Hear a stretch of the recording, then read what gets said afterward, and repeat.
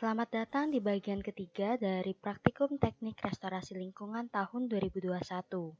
Di bagian ini, kita akan membahas mengenai identifikasi isolat secara molekuler menggunakan metode sequencing. Dari DNA hasil PCR yang kita punya, kita akan melakukan pembacaan nukleotida. Kemudian kita akan susun dari forward dan reverse tersebut untuk membentuk yang dinamakan dengan kontik. Kontik ini kemudian kita akan blast dan akan kita align menggunakan software, lalu kita buat pohon filogenetiknya. Nah, hal pertama yang dilakukan untuk mengidentifikasi isolat berdasarkan kekerabatan genetiknya adalah dengan mengolah hasil sequencing yang berupa kromatogram dengan melakukan contic construction. Nah, di sini kita akan menggunakan salah satu software yaitu GenStudio. Lalu kita akan menggunakan fiturnya yaitu adalah Contic Editor. Nah, hal pertama yang dilakukan adalah dengan mengambil data, mengimport data hasil sequencing kita. Jadi di sini kita klik import.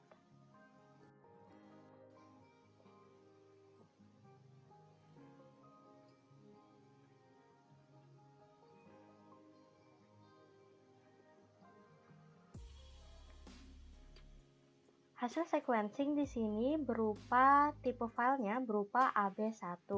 Nah, teman-teman bisa lihat di sini kita punya file isolat 3, 4, dan isolat 5. Nah, masing-masing memiliki file AB1 yang berupa forward dan juga reverse. Nah, kita ambil misalnya isolat 3, kita ambil forward dan reverse-nya, lalu kita klik open. Kita klik yes. Kita klik OK, cancel. Nah, teman-teman bisa lihat di sini ada forward yang mengarah ke kanan dan reverse yang mengarah ke kiri. Kalau teman-teman ingat konsep PCR, bahwa forward dan reverse itu memiliki arah yang berlawanan. Nah, untuk melihat kromatogramnya kita klik yang show all. Nah, teman-teman bisa lihat di sini ada yang forward dan reverse yang di bawah.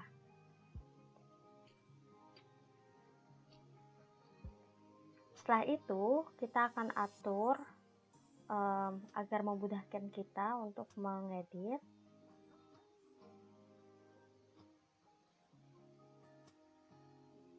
Nah, di sini teman-teman bisa lihat bahwa ada kromatogram yang baik, ada juga yang tidak baik. Nah, yang tidak baik itu yang seperti ini, sedangkan yang baik itu adalah yang seperti ini. Oleh karena itu, yang bagian yang tidak baik kita hilangkan dengan menarik panah ini. Nah, kita edit untuk kedua ujung forward maupun reverse.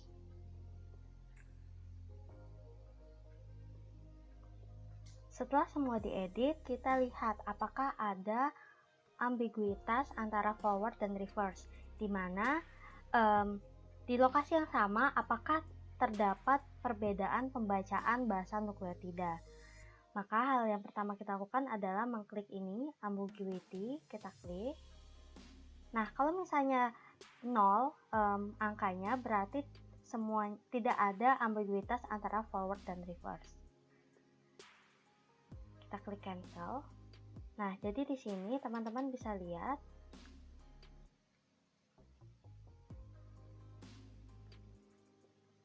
bahwa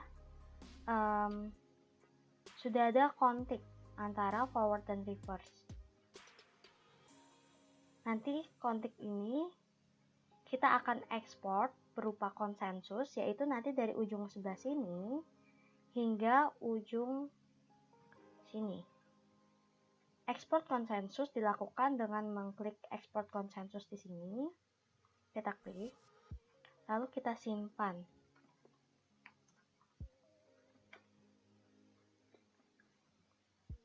Oke. Konsensus kita sudah tersimpan untuk diproses di tahap selanjutnya.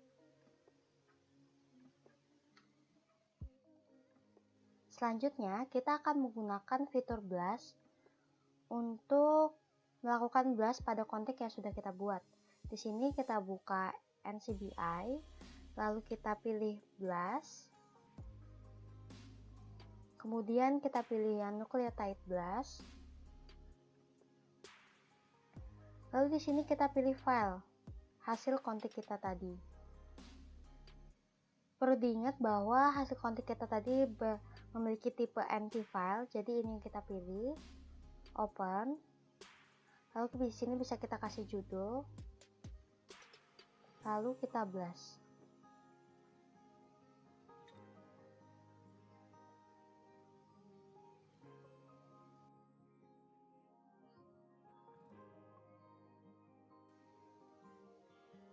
Berikut adalah hasil blast yang kita punya. Di sini kita bisa lihat bahwa ada 100 sequence yang kita pilih. Baru kita juga bisa lihat di sini hits yang kita punya. Nah, untuk mengambil data yang hasil blast ini, nah ada 3 kriteria yang bisa kita lihat di sini. Yang pertama adalah e-value. Kalau e-value semakin mendekati 0, maka dia akan semakin baik. Kemudian ada percent identity, semakin mendekati 100% maka akan semakin baik. Dan juga query covernya 100%. Nah, di sini kita pilih, karena semuanya sama, maka ada kriteria tambahan yang bisa dilakukan. Yang pertama, pilihlah strain yang namanya itu hingga spesies, yaitu seperti Bacillus megatherium. Maka jangan mengambil yang seperti ini, Bacterium strain BS2011. Kita tidak tahu ini bakteriumnya bakteri apa. Lalu yang kedua, kita pilih yang partial sequence. Jangan yang complete genome, karena ini akan sangat panjang dan akan mengambil waktu yang lama untuk alignmentnya. Terus yang ketiga, pilihlah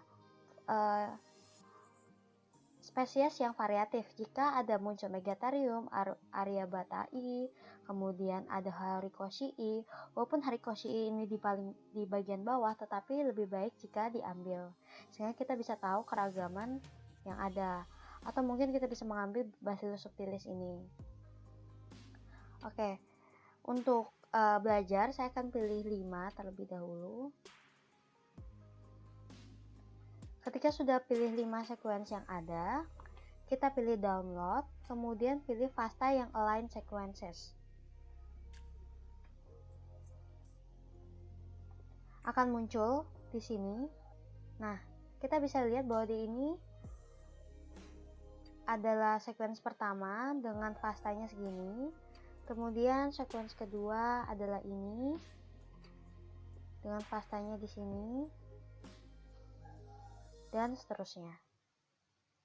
Jadi kita punya total ada 5 FASTA. Kita bisa save.